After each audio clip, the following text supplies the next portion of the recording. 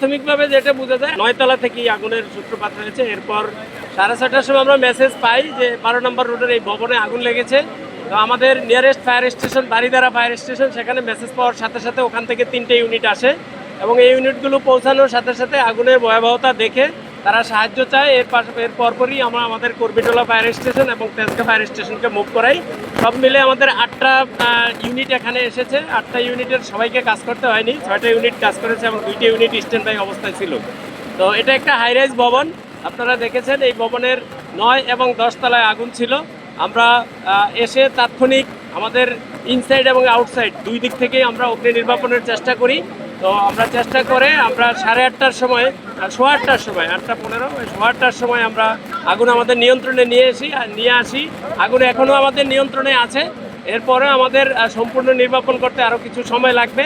আমাদের টিম কাজ করতেছে সকল ফ্লোরে, অগ্নিদগ্ধ সব ফ্লোরেই আমাদের লোকজন আছে এবং আমরা এখনও অগ্নি নির্বাপনের চেষ্টা করে যাচ্ছি। প্রাথমিকভাবে যেটা বোঝা যায় 9 তলা থেকেই আগুনের সূত্রপাত হয়েছে। এরপর উপরে উঠে আগুন ঊর্ধ্বমুখী, আপনারা জানেন। এরপরেই হয়তো 10 তলায় আগুনটা ছড়িয়েছে। তো খুব বেশি 10 তলায় ক্ষতি হয়েছে, 9 তলায় একটু বেশি ক্ষতি হয়েছে। আমরা যখন সার্চ করব তখন আমরা অ্যাকচুয়ালি বলতে পারবো যে আমরা এখন যে আধুনিক যে বিল্ডিংগুলো আমরা দেখতেছি ভিতরে ইন্টেরিয়র থাকে। ইন্টেরিয়র হলো আগুনের খাদ্য এবং আগুন বিস্তার লাভ করার ভালো উপকরণ।